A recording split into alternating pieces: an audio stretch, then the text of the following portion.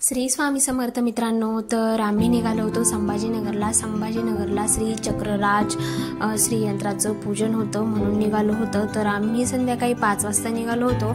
आम्हाला तिथे जाऊन माझ्या मावस भावाच्या घरी मुक्काम करायचा होता आणि दुसऱ्या दिवशी पूजनाला जायचं होतं म्हणून निघालो।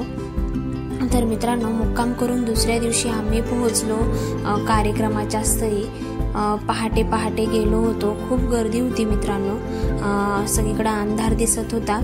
त्याच्यानंतर इथे कार्यक्रमाच्या ठिकाणी पोहोचलो आणि मांडणी करून घेतली। तर त्याच्यानंतर इथे हे जे दिसतात तुम्हाला सगळे सोहळा घातलेला आहे ते सगळे याज्ञिकी आहे। ते छान भजन करत होते सकाळ कारण की श्री लक्ष्मी मातांचं आगमन होणार होतं म्हणून त्याच्या आधी ते भजन करत होते। इतकी पॉझिटिव्ह एनर्जी होती, इतकं भारी वाटत होतं की असं वाटत होतं की ते ऐकतच राहावं, कारण की ते त्याच्यामध्ये सगळे आपले जुने आणि पारंपरिक वाद्य वाजवत होते, जसं की संबळ, डमरू ह्या अशा गोष्टी होत्या। त्याच्यानंतर आम्ही श्री चक्रराज यंत्राची पूर्ण मांडणी करून घेतली आणि त्याच्यानंतर आम्ही अशी पूजा चालू होण्याची वाट पाहत होतो। तर ते भजन संपल्याच्या नंतर श्री लक्ष्मी माता यांचं आगमन झालं, त्यांना तिथं स्थापन करण्यात आलं आणि त्याच्यानंतर पूजेची तयारी सुरू झाली। त्याच्यानंतर आधी रुद्राभिषेक करायचा होता म्हणून शंकराच्या पिंडीला गळती वगैरे लावून ठेवून आम्ही सगळी मांडणी अशा प्रकारे केली होती। बऱ्याचशा गोष्टी होत्या। श्री चक्रराज यंत्र होतं, जे वरती तुम्हाला हे छोटे 2 यंत्र दिसतात ते माझं घरातले 2 श्रीयंत्र आहेत आणि खालचं पण ते एक श्रीयंत्र आहे आणि ते वरलं श्री चक्रराज यंत्र आहे। तर मित्रांनो, आधी आम्ही सगळे हे संकल्प करून घेतला आणि ते देवतामनात ठेवून घेतले। त्याच्यानंतर त्यांचा पूर्ण षोडोपचार पूजा करायची होती, त्यासाठी असं सगळ्यांनी मिळून संकल्प करून घेतला। वरती सगळी पूजा सांगत होते वय शास्त्री आणि खाली आम्ही पूजा करत होतो। नंतर इथं गळती पात्र आणि गळती स्टँड लावून आम्ही पूजा करायला चालू केली। सगळे रुद्राभिषेक घेतला, त्याच्यानंतर श्रीसूक्त ह्या अशा सगळ्या गोष्टी वाचन करून वरती वाचन चालू होतं आणि खाली पूजा चालू होती।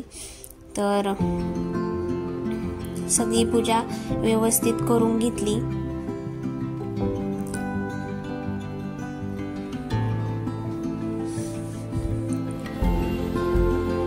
तर मित्रांनो, ही पूजा पण 14-15 वर्षातून चालली होती। कुंभमेळ्यानिमित्त ही खूप मोठी पूजा होती। तर इथं 1108 असे आईसाहेबांचे नामावली होती।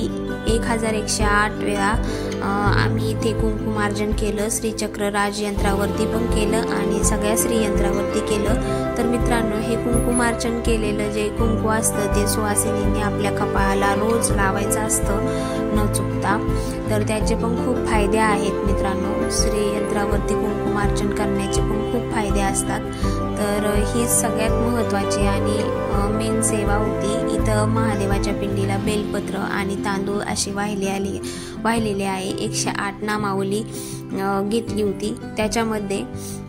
तर अशा प्रकारे आमची पूर्ण पूजा झाली होती आणि 10:30 वाजता गुरुमाऊलींचं आगमन होणार होतं, कारण की आज त्यांचं मोलाचं असं हितगुज होतं।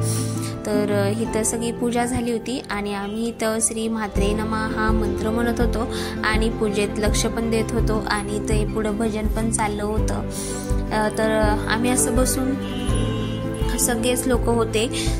तर तसं गुरुमाऊलींचं टार्गेट 5 लाख सेवेकरी येतील असं होतं, पण ते टार्गेट केव्हाच हिट झालं होतं। 5 लाखाच्या पुढं सेवेकऱ्यांची संख्या होती या पूजनासाठी।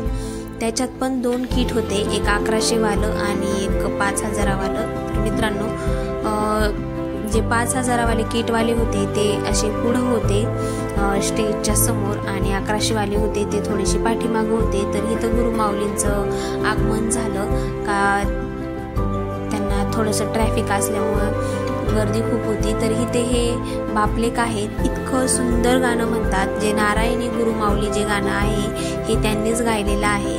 खूप छान वाटत होतं, त्यांचा आवाज दोघांचा पण इतका सुंदर होता। त्याच्यानंतर गुरुमाऊलींचं आगमन झालं आणि इथं गुरुमाऊलींनी पहिले महादेवाची पिंड बनवलेली होती, तिथं दर्शन घेतलं। त्याच्यानंतर श्री लक्ष्मी मातांचं दर्शन घेतलं माऊलींना स्टेजवर यायलाच खूप वेळ लागत होता, कारण की गर्दी एवढी होती. एवढ्या गर्दीतून वर यायचं. त्यांच्यासोबत त्यांच्या सहपत्नी म्हणजेच आईसाहेब पण होत्या.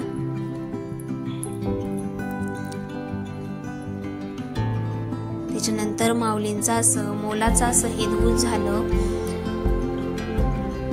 तर मित्रांनो, माझा व्हिडिओ कसा वाटला ते मला नक्की कळवा. चॅनलला सबस्क्राईब करायला अजिबात विसरू नका. लाईक करा, शेअर करा आणि हे आमचे शेवट फोटो. तर चला भेटूया पुढच्या व्हिडिओमध्ये. धन्यवाद.